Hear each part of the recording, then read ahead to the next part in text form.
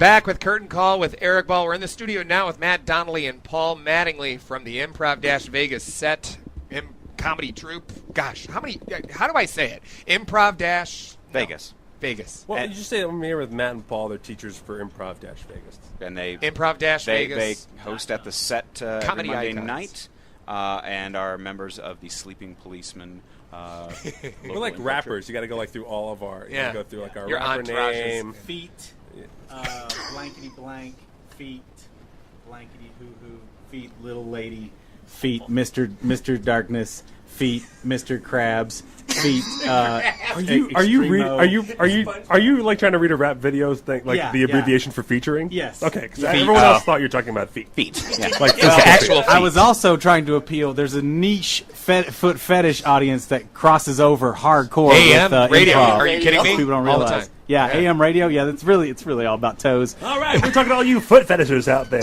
We're here with Curtain Call. Okay, guys, honey or sugar water? What is it? What are we licking off toes today?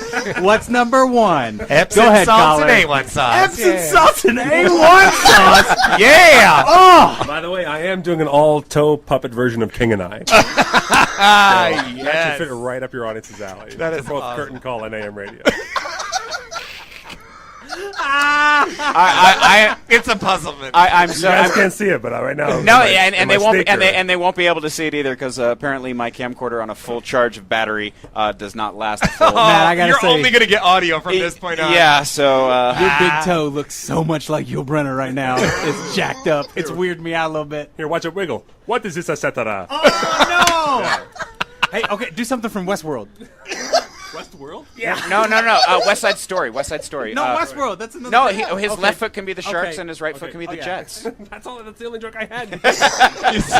You stole his joke. So I moved Who's up to Vegas Krupke? because That's all I want.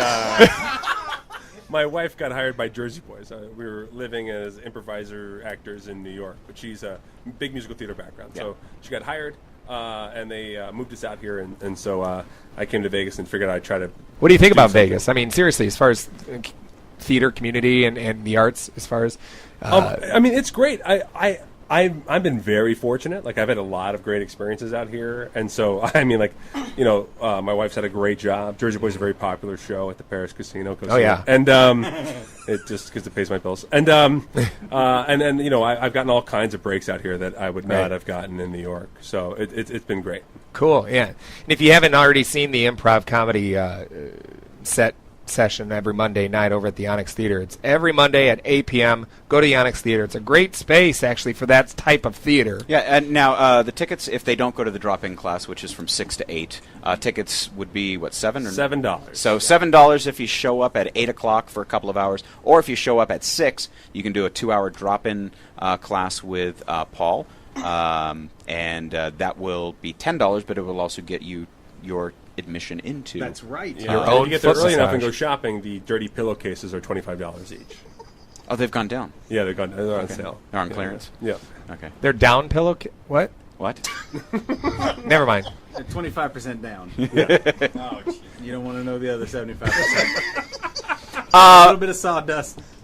We've got about less than 10 minutes left. Shoot! I monologue. again, the three of us, Anthony, Mark, and myself, have known you guys for quite a while. For those that may be interested in improvisation, what kind of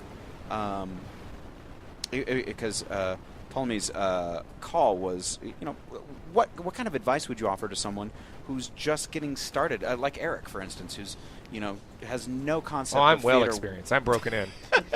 I'm pretty done. I'm like a turkey with the little poker thing going, boop.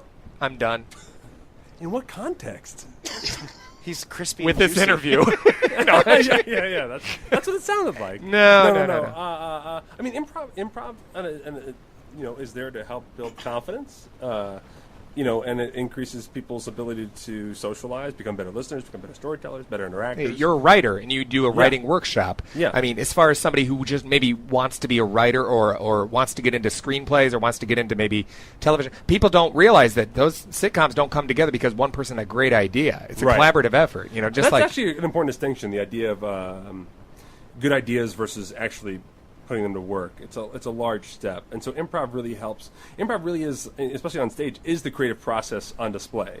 You go from idea to an illustration of your idea, or a trial and error of what was happening in your brain, what you were inspired to do, and then how it comes out. An example of it is like sometimes you think you have a really good idea for a scene, and it comes out in one line, and all of a sudden that one line happens, and the other person responds, and all of a sudden you realize, oh, I thought I had an idea for a whole scene. I really just had an idea for like one line. I really had an idea for one thing. And I'll defer to Paul, but a lot of Saturday Night Live sketch comedy is derived out of just some core improvisation that is filmed, and then let's write that out, let's flesh it out, let's find why that scene should be seen again with actual written dialogue. Well, improvisation is a tool first and foremost, and it can access all kinds of different parts of your brain for different things you're working on, writing sketch comedy, writing drama, writing whatever. I mean, even just normal day-to-day interpersonal communication. It can freak you out if you really apply the rules of improvisation. I tell this to my students sometimes. If you really start making good, strong eye contact with everybody you meet and trying to connect on them on a personal level, it can rock your world in a weird way. It really can. If you try and be open and honest with people. They're weird people out too, because people don't do that. Well, that's just it. I mean, that's my number one thing in class is always make eye contact. Make eye contact, because it's been beaten out of us as a society. Well, yeah, desensitize the society. I mean, we're spending too much time on Twitter and on our texting that we don't even make eye contact. Sorry, Matt, put the phone down. Oh, come on. Okay, but just tweeting what he said. He made a good point. He did make a good point. It's absolutely right. I mean, it started off as children's games. Children's theater games, and now it's this cool art form. Yeah, and I think talking about writing and the transition of writing, I think like one exercise, if you write something, like one exercise is to cover up all the characters' names, and if you hand it to someone, can they tell that different characters are talking, or do you write everyone's dialogue the same? Oh, wow. And I think that's interesting. It's like sometimes you have a writing voice, realize that you make all your characters talk as one character. And I think one of the biggest gifts that improvisation performance does is it makes you commit and be able to commit to speaking in a different voice or a different perspective or a different attitude, using different words than you normally would use, and that is exactly as a what member of many. Exactly, so that translates immediately to your writing, where you can write in character and you can write for different characters' voices. And I think from an acting perspective, doing theater, traditional theater as well. Improv has always been my first. Go ahead, call it legitimate theater. No, because the two of you know, thrown at me before. The two of you know well enough that improv has always been my first. Improv is the redheaded stepchild of theater. Well, yes. Speaking of which, I'm going to dress in my Annie costume and curly red haired wig. But within my own heart, I love doing improvisation. But I do like to do everything. But improvisation has certainly helped me a lot on stage in performing that character that has only a set amount of lines. Well, you got to make bold, broad, playable storytelling choices. Exactly. I think that's the key word: telling a story. Which, right. We've had banged in our heads with our current show. But you're writing, acting, and directing all at the same time. Exactly. And you're doing it in a cooperative environment. So you and your scene partner are doing it under duress. In a sense, you're also part of the audience too, because you're seeing and listening to this for the first time. But I run into a lot of theater people. And I say that with scorn. No, I run into a lot of in your car. I run into a lot of theater people in my car. I run them over. No.